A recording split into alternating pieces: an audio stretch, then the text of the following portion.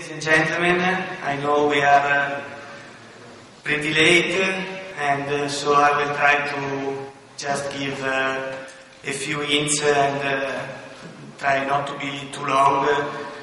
And I will try more or less in 10-15 minutes to provide an outlook on the dry bulk market. The dry bulk market is the worldwide transportation of dry commodities, such as iron ore, that is the single most important commodity, coal, grains, steel products, scrap, and a few other commodities. The volume of the transportation is over 3 trillion tons per year, and the fleet is composed of around 10,000 vessels. Here, just a quick disclaimer. First, I would like to spend a few words for the company I work for, Banchero Costa. Banchero Costa is one of the leading shipbuilding companies worldwide, with more than 40 years' experience in the maritime field. With branch offices spread all over the world, Banchero Costa can assist its customers in all maritime areas. You can see here listed all the main services we provide to our clients. Basically, these are all the services from ship commissioning to the commissioning through all the daily operations and, most importantly, the chartering activity that is our core business. The first graph I want to show you represents the freight market for the most common vessel sizes during the last 5 years. We have on the left axis the daily rate earned by the ships, and it's evident, especially following the trend of the Capesize vessels in blue, that are the biggest vessels typically used to transport iron ore and coal on transoceanic routes. The effect that the credit crunch had on earnings in 2008. A super cycle with very high earnings, up to $250,000 per day, suddenly finished in 2008, with rates tumbling to virtually zero in a month. After that crash, we had a pretty steep recovery during the second half of 2008 and 2009, and this recovery lasted more or less 2 years. And then, from 2009, the market remained extremely depressed. The small spike you can see towards the end of the blue line is when we met last year in St. Petersburg. So it is almost 2 years that the freight rates are extremely low.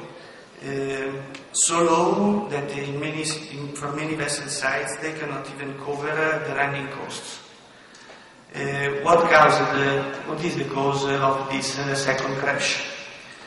The answer is simply the overcapacity. During the booming years before 2008, too many vessels have been ordered. The shipbuilding capacity was worldwide was unable to cope with all the demand for new ships, creating a long condition a year, and still allowing these 30% delays. The supply is going to grow at an estimated 13% this year, and for the effect of the postponement, we think that the fleet will grow at another 10% in 2013.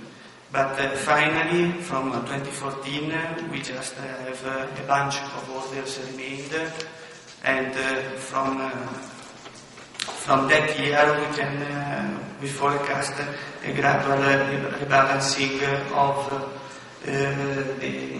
the fundamentals of the supply and demand game, and from 2014 we expect, after 2014, at this market condition, we expect actually the fleet to become smaller and smaller for the effect of the demolitions. Demolitions that are growing quite substantially.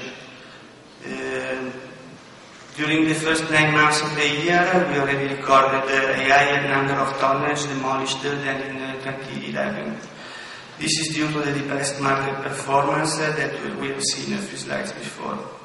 You can clearly notice the low number of tonnage demolished during the years of the super cycle before 2009, and the growing demolition activity taking place in these days. But in spite of this high number of demolition, as you can see from the next graph, the deliveries are much higher. The rate of demolition and deliveries is one vessel demolished every 3 deliveries, and this is causing this extreme growth rate in supply. One of the last graphs I would like to show represents the average earning for vessels employed on the spot market compared to their operating cost, to the running cost in 2011.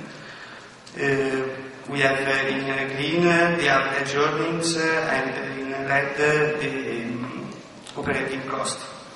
We can see that without even considering the capital cost, the result was not too bad for 2011.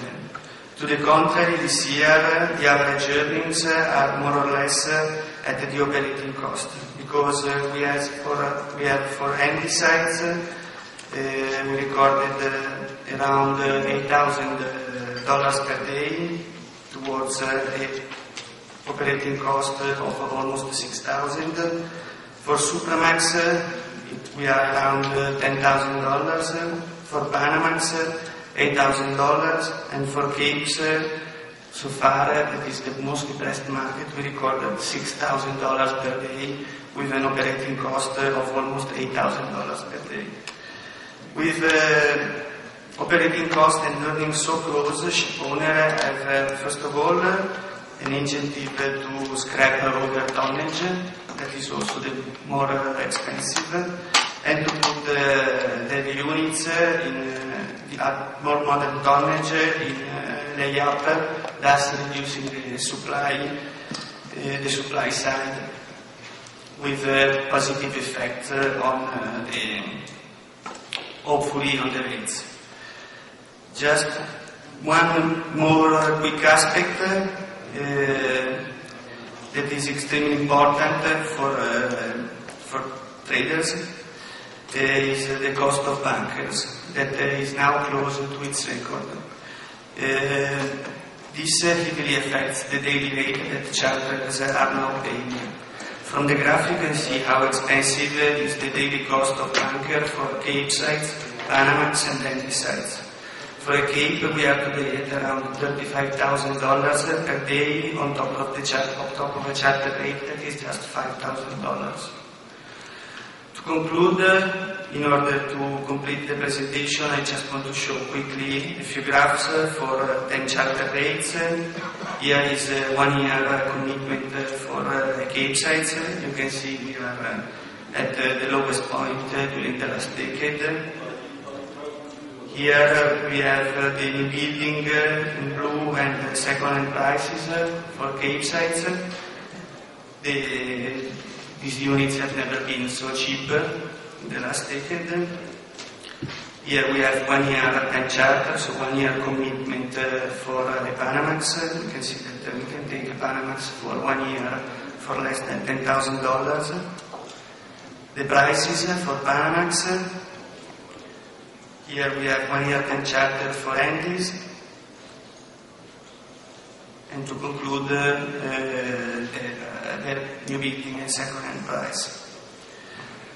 To conclude, summarizing, the market imbalance is set to continue for another couple of years, but pay attention because demand is still pretty healthy. Demolition and layups are set to soar accelerating the rebalancing. Both the spot market and the periods and the vessel prices are at the lowest level and levels that are absolutely unsustainable for ship owners. The improvement in the fundamentals is still far, but the bottom of the market is extremely close, and the shipping is a typical cyclical industry. I thank you for your attention, and if I were too quick and not clear, I would be happy to discuss, to answer your question or discuss it privately. Thank you very much.